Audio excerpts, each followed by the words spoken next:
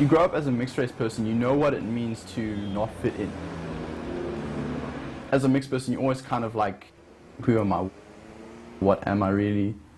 Because you can't define it. You know, a couple of times you do get a little bit frustrated, you know, when you have to tick that box, or people ask you, what are you? Because what is racial identity anyway? Is that just strictly the color of your skin? I never really noticed the difference between my parents' skin color. My parents would always tell me, Michael, you are half British, half Ugandan. I got pictures that I drew when I was 5 or 4 years old, and I drew my whole family in white, because I just didn't see the difference. So skateboarding, I got involved in when I was 10 years old. Everyone I skated with was white.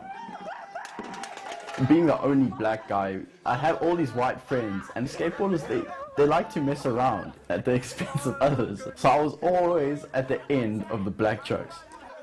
You know, look, we can go get some fried chicken. You love that. You're gonna love that. Like, why am I gonna like fried chicken? Why, guys?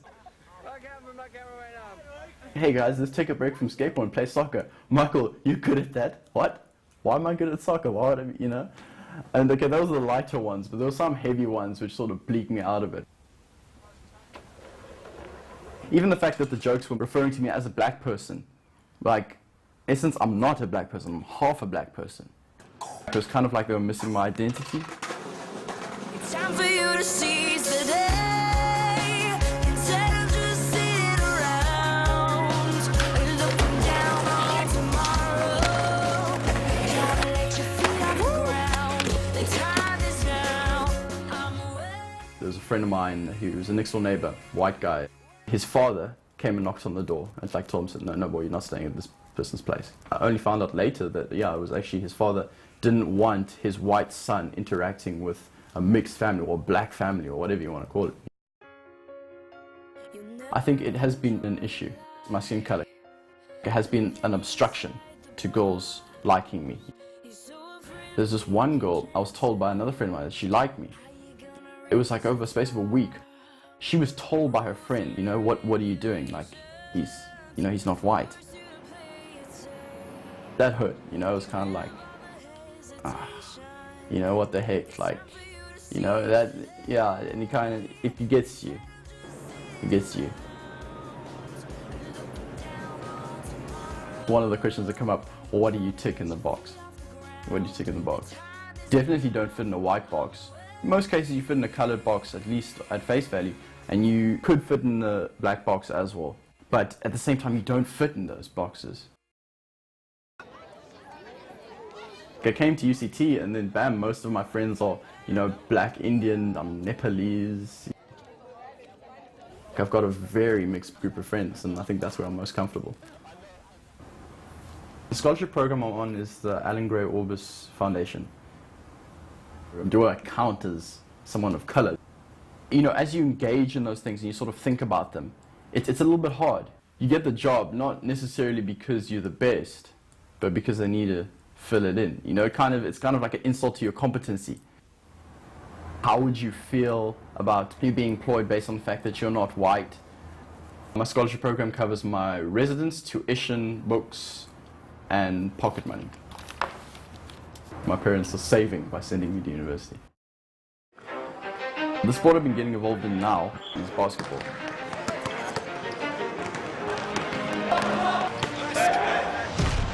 It's pretty clear that basketball is definitely mostly a black sport. Every time I play basketball, it's pretty much with just black people. I don't feel I stand out as much when playing basketball as I do when I'm skateboarding.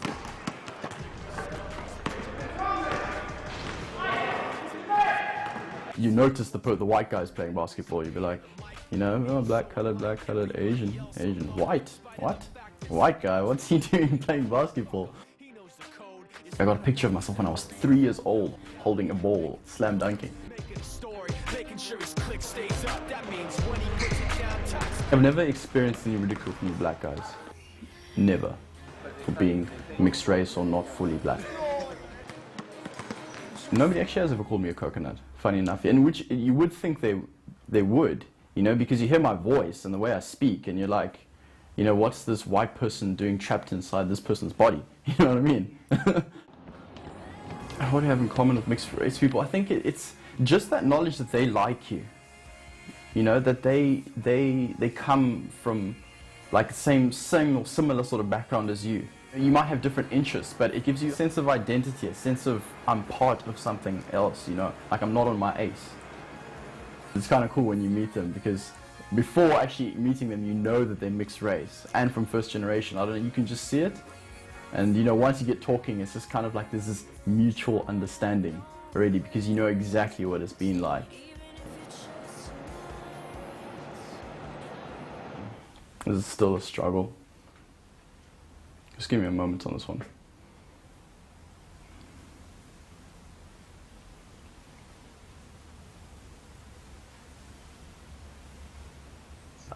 Not to the extent that it was. It used to be. It used to really be a struggle. Like, I know who I am. I live my life interacting with people of very different races, like, and very comfortably.